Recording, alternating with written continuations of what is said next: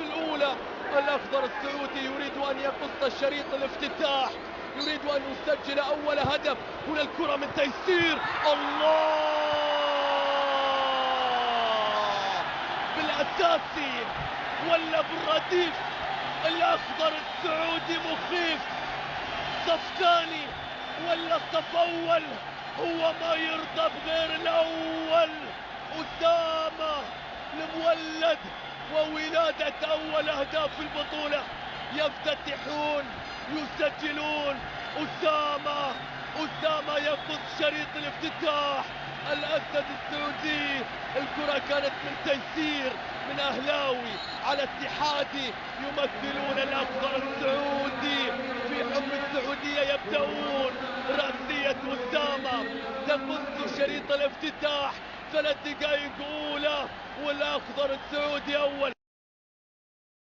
شوف شافي ونيستا مع بعض، لا أبالغ، لكنني متفاجئ مما يقدموه. مهند عسيري راح في مكان شلهوب، الله الشلهوب، كراته تدخل المرمى وهو يدخل القلوب.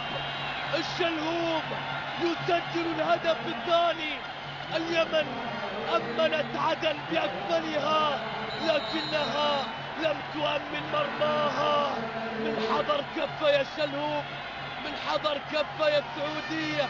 غاب من غاب، لكن من حضر كفة، من حضر كفة، من حضر كفة يا السعودية.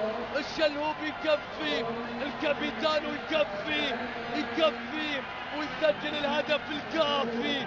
الله يا مهند عسيري، الله على التمريرة، الله على الانفراد. شوف الشلهوب كراته تدخل المرمى وهو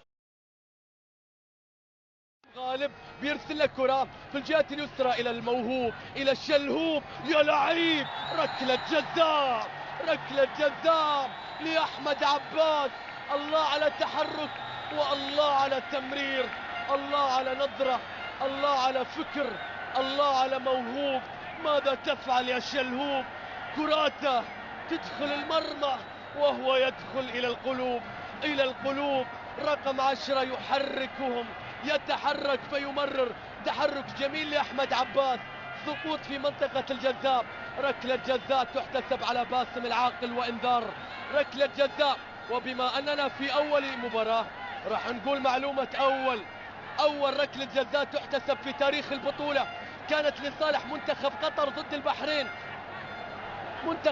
ضد البحرين. أول ركلة جزاء تحتسب في البطولة. الآن نشاهد مهند عسيري، مهند يتقدم بيلعب له كرة، الله هو عسيري لكن معاه تتيسر. هو عسيري لكن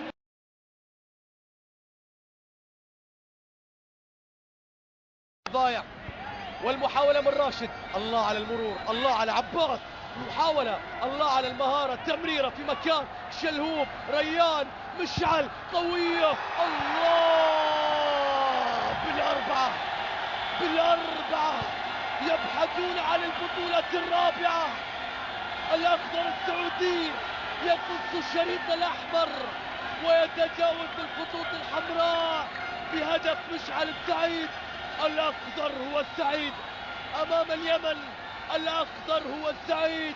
شوف المرور، شوف عباس، شوف التمريرة. هل كانت من مشعل أم كانت من عبد العزيز؟ كرة قوية. مشعل هو السعيد في مرمى اليمن. السعيد بالأربعة يبحثون عن البطولة الرابعة. خاسية كبيرة جدا يسجلها الأخضر السعودي، صف أساسي أو